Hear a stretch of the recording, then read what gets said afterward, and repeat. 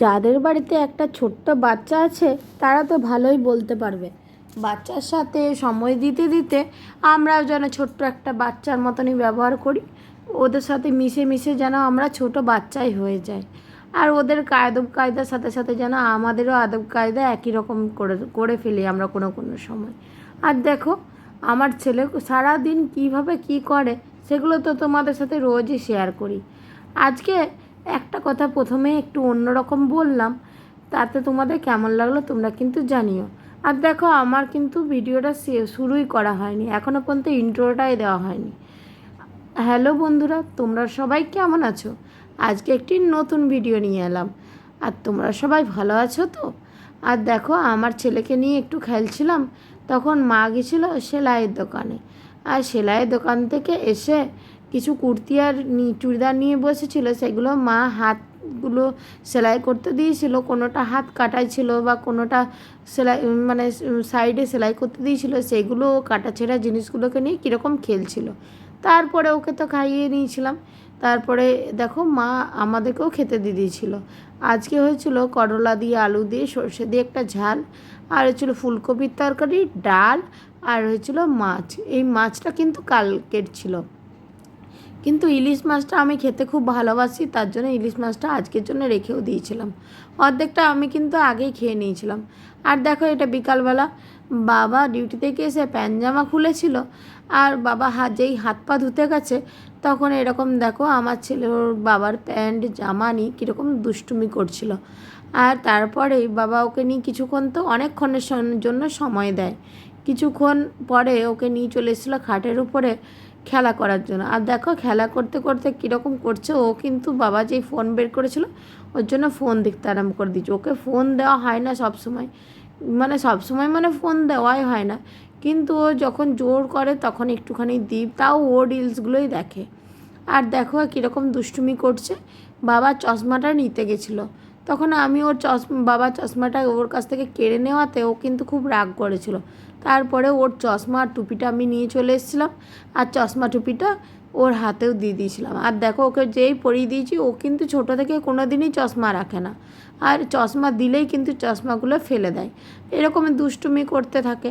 আর টুপি তো বলার কথাই নেই, টুপি তো কোনো দিনই রাখে না, কিন্তু কোনো কোনো সময়ের জন্য টুপি আবার এখন দেখি ও মাথায় পরতেও ভালোবাসে।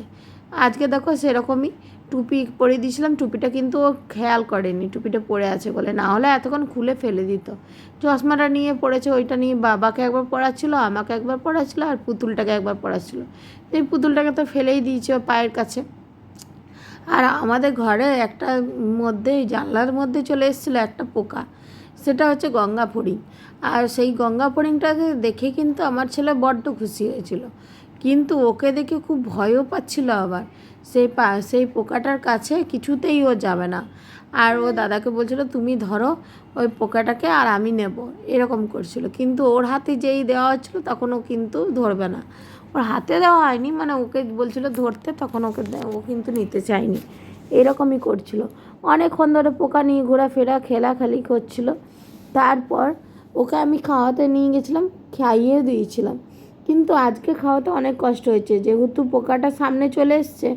আর ও পোকাটা নিয়ে দাদাকে বলেছে ভিতরে ভরে, মানে ঘরে নিয়ে আসতে। আর বাবা ওর কথা মতন ভিতরেও নিয়ে চলে এসেছিলো ধরে, কিন্তু ও সেটা দেখে আর কিছুতেই খেতে চাইছিল না, তাই অনেক কষ্ট করে খাইয়েছিলাম। তারপরে দাওয়ানোর পরে ও কিন্তু আবার সেই পোকাটা নিয়ে খেতে আরম্ভ করে দিয়েছে। এটা নিয়ে প্রায় রাত 9টা পর্যন্ত এরকম কাণ্ড করলো। আর কিছু একটা জিনিস পেলেই হচ্ছে, সেটা নিয়ে তো ও মেতেই থাকে সারাদিন, আর এরকমই দুষ্টুমি করতে থাকে। ও কিন্তু দুষ্টুমি থেকে খেলাও করে অনেক সময়, সব সময় যে দুষ্টুমি করে সেটা আমি বলবো না, জানো তো।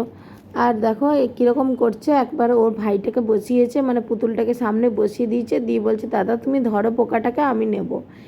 কিন্তু ও আদৌ পোকাটাকে ধরেনি। আর বাবা যেই পোকাটা ঘরের মধ্যে নিয়ে এসেছিলো, তখন ওরকম ও নিয়ে সেটাকে খেলছিল।